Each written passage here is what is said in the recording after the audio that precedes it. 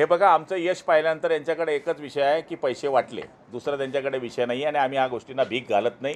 आम्ही कामावर लोकांकडे जाणारे लोक आहोत आणि कामावर लोकांकडे मत मागणारे आहोत। आव्हाडांनी आपल्या ठाण्याच्या मुंब्रा सीटकडे लक्ष द्यावं। आणि आता लाडकी बहीण हा योजनेकरता दादा आणि शिंदेसाहेब जोरात लागलेले आहे, त्यामुळे अनिल देशमुखसुद्धा त्याला सहकार्य करतील।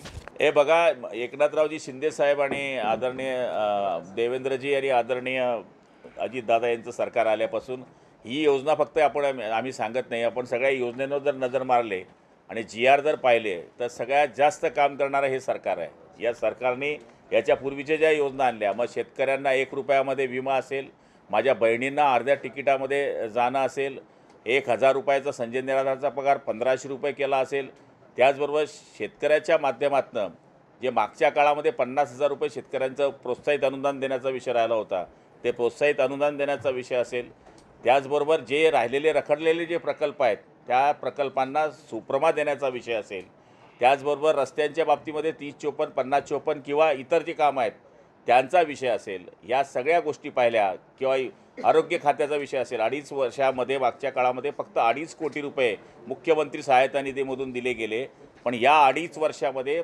350 करोड रुपये एकनाथ शिंदेसाहेब आणि आदरणीय उपमुख्यमंत्र्यांच्या माध्यमातून रुग्णांना दिले गेले। या सगळ्या गोष्टींचा जर आपण विचार केला तर हे पळणारं सरकार आहे, धावणारं सरकार आहे।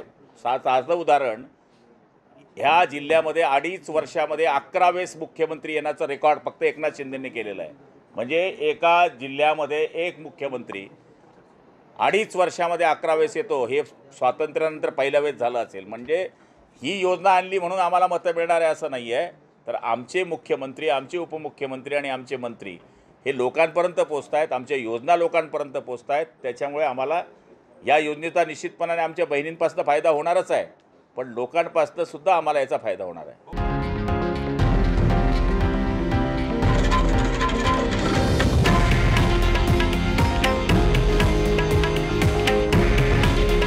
हे आहे देशातील नंबर 1 न्यूज नेटवर्क आणि आपण पाहत आहात TV9 मराठी। काळजी तुमची, हित महाराष्ट्राचं।